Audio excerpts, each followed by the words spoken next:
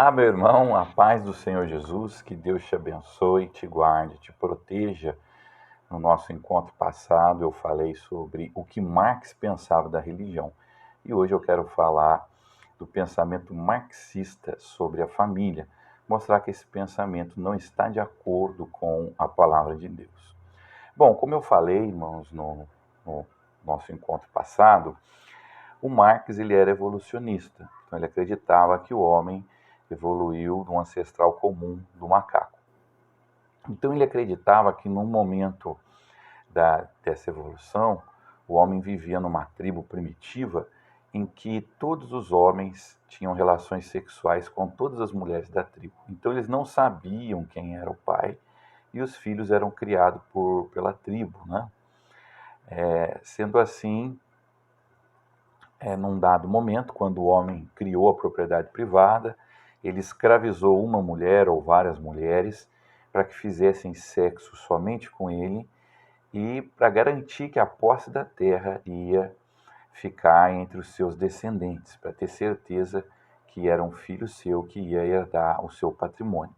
Então, o que o marxismo pensa da família? Que a família é opressora, que é necessário libertar a mulher, que essa foi a primeira exploração que surgiu na humanidade. Então, por isso que eles promovem outras formas de família e tentam, na verdade, destruir esse modelo cristão monogâmico de um homem casado com uma mulher. Marx, no Manifesto Comunista, ele diz claramente que ele pretende acabar com a família burguesa. Engels, Friedrich Engels, que era amigo do Marx, ele escreveu um livro que chama A Origem da Propriedade Privada e da Família.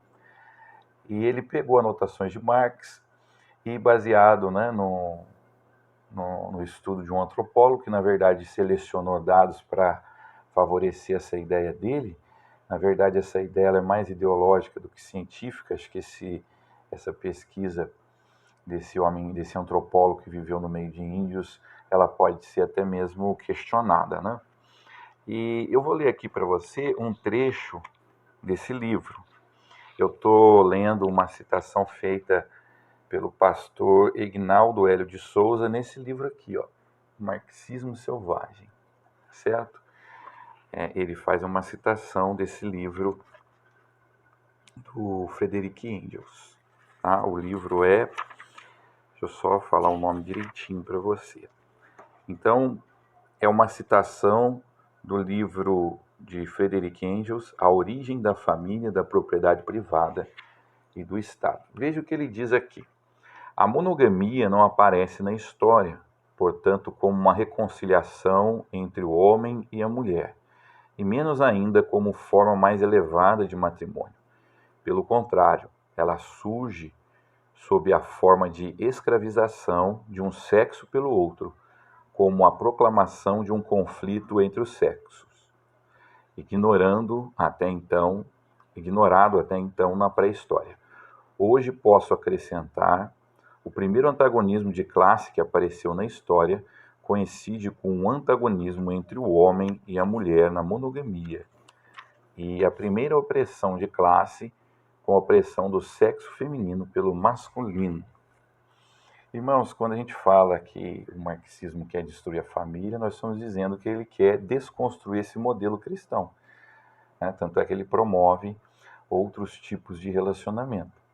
Eu quero colocar para você um áudio de um ativista LGBT, numa palestra que ele estava dando no encontro, em que ele admite que realmente o movimento LGBT quer destruir a família. E ele vai dizer o seguinte: olha, quem fica admitindo, não, nós somos a favor da família, está fazendo um desserviço a esse movimento, né?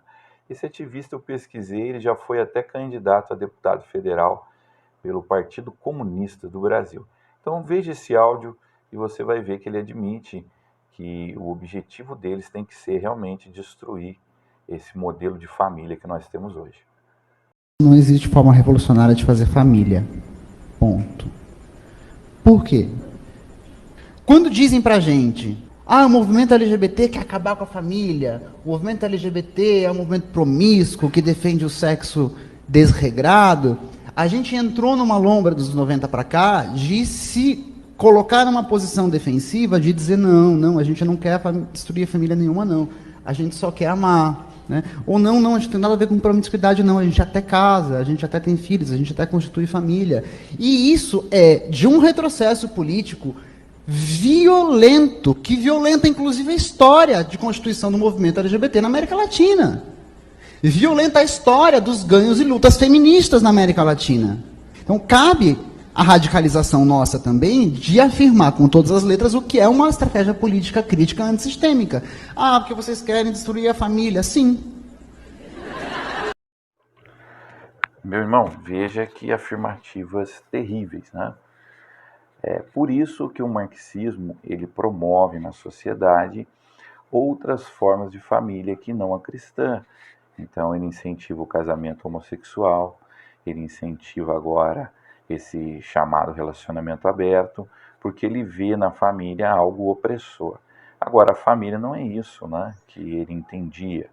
A família, ela é um projeto de Deus. A Bíblia ela condena a promiscuidade. Quem é cristão sabe disso. Deus criou o casamento e Deus não aprova a fornicação, que é o relacionamento íntimo entre pessoas não casadas, o adultério, que é o relacionamento íntimo entre pessoas casadas com pessoa que não é o seu cônjuge, que não é o seu marido, que não é a sua esposa. A monogamia, irmãos, ela foi estabelecida por Deus em Gênesis. Deus criou um homem e uma mulher. Deus não criou dois homens e uma mulher, ou duas mulheres e um homem.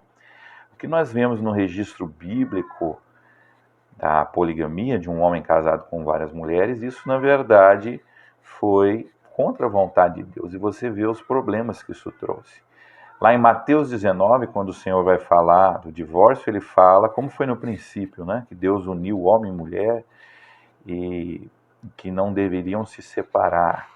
Quando o apóstolo Paulo vai falar da escolha de um pastor para presidir a igreja, ele fala que deve ser marido de uma só mulher.